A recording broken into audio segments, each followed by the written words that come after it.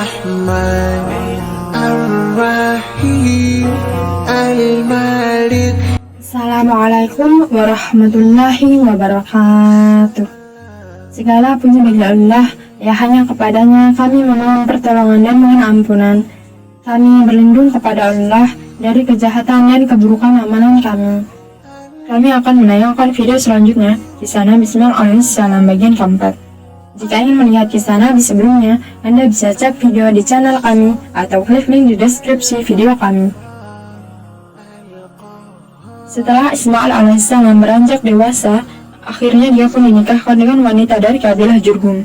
Dan tidak lama setelah itu Hajar meninggal dunia. Kemudian setelah itu disebutkan bahwa Nabi Ibrahim alaihissalam senantiasa datang ke Mekah untuk menengok keadaan anaknya yaitu Ismail dan keluarganya. Disebutkan dalam suatu riwayat bahwa Nabi Ibrahim alaihissalam mengendarai buruk dalam perjalanannya dari Syam menuju Mekah. Tatkala dia telah sampai di Mekah, ternyata Nabi Ismail alaihissalam sedang keluar mencari nafkah dan dia mendapati istrinya. Akan tetapi istrinya Nabi Ismail alaihissalam tidak mengetahui bahwa yang berkunjung kepadanya adalah ayah dari suaminya.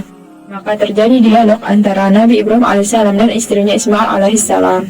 Nabi Ibrahim bertanya tentang Ismail kepada istrinya Ismail. Istrinya menjawab, dia sedang pergi mencari nafkah untuk kami. Lalu Ibrahim bertanya tentang kehidupan dan keadaan mereka. Istri Ismail menjawab, kami mengalami banyak keburukan dan hidup kami sempit dan penuh penderitaan yang berat. Istri Ismail mengadukan kehidupannya yang dijalaninya bersama suaminya kepada Nabi Ibrahim. Nabi Ibrahim alaihissalam berkata, nanti apabila suami kamu datang, sampaikan salam dariku dan katakan kepadanya agar mengubah landasan atau pijakan pintu rumahnya. Ketika Ismail datang, dia merasakan sesuatu lalu dia bertanya kepada istrinya, apakah ada orang yang datang kepadamu? Istrinya menjawab, ya, tadi ada orang tua begini dan begini keadaannya datang kepada kami dan dia menanyakan kamu, lalu aku terangkan dan dia bertanya kepadaku tentang keadaan kehidupan kita. Maka aku terangkan bahwa aku hidup dalam kepayahan dan penderitaan. Ismail bertanya, apakah orang itu ada memberi pesan kepadamu tentang sesuatu? Istrinya menjawab, ya, dia memerintahkan aku agar aku menyampaikan salam darinya kepadamu dan berpesan agar kamu mengubah landasan pintu rumah kamu. Ismail berkata, dialah ayahku dan sungguh dia telah memerintahkan aku untuk menceraikan kamu, maka itu kembalilah kamu kepada keluargamu. Maka Nabi Ismail alaihissalam menceraikan istrinya. Kata para ulama, lafal cerai dibagi menjadi dua. Yang pertama adalah lafal syarih, yaitu lafal yang tegas menunjukkan perceraian. Yang kedua adalah lafal kinayah, yaitu lafal yang tidak menunjukkan secara langsung makna cerai, tapi maknanya adalah cerai. Seperti lafal pulanglah ke rumah orang tuamu, atau yang semisalnya. Jika yang terucap adalah jenis lafal syarih, baik niat atau tidak niat untuk cerai, maka tetap jatuh cerai. Akan tetapi jika lafal yang terucap adalah jenis lafal kinayah, maka keputusan cerai atau tidaknya tergantung niat orang yang mengucapkan lafal tersebut. Jika dia niatnya cerai, maka telah jatuh cerai. Dan jika hanya sekedar menakut-nakuti, maka tidak jatuh cerai. Sehingga niat seseorang yang mengucapkan lafal kinayah hanya diri kita dan Allah SWT, maka hendaknya seorang suami berhati-hati dengan ucapannya. Kemudian setelah itu Nabi Ismail alaihissalam menikah dengan wanita lain dari kalangan penduduk itu. Setelah itu Nabi Ibrahim alaihissalam datang kembali untuk menemui mereka. Namun dia tidak mendapatkan Ismail hingga akhirnya dia mendatangi istri Ismail lalu bertanya kepadanya tentang Ismail. Istrinya menjawab, dia sedang pergi mencari nafkah untuk kami. Lalu Ibrahim bertanya lagi, bagaimana keadaan kalian? Dia bertanya kepada istrinya Ismail tentang kehidupan dan keadaan hidup mereka. Istrinya menjawab, kami selalu dalam keadaan baik-baik saja dan cukup. Istri Ismail memuji Allah.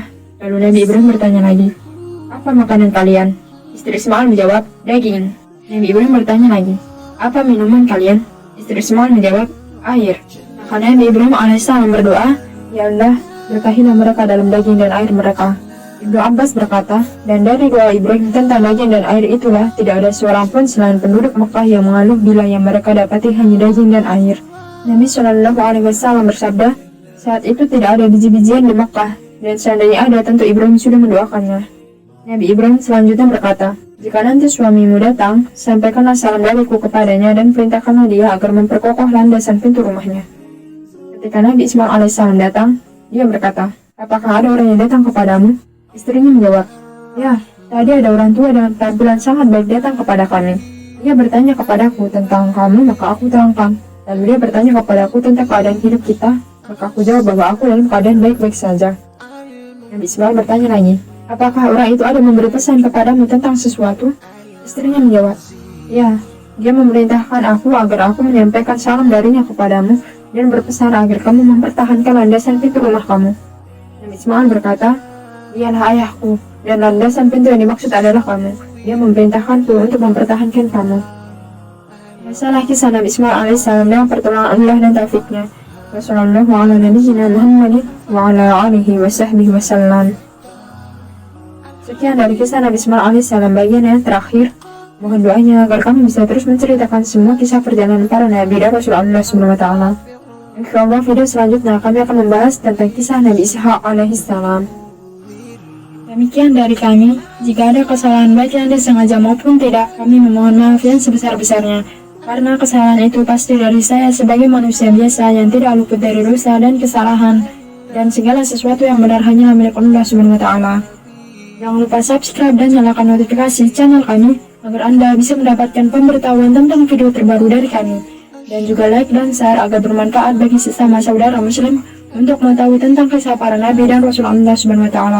Semoga Allah SWT menjaga kita semua serta memudahkan segala urusan kita. Jazakumullahu khairan wa barakallahu fiikum. Wassalamualaikum warahmatullahi wabarakatuh.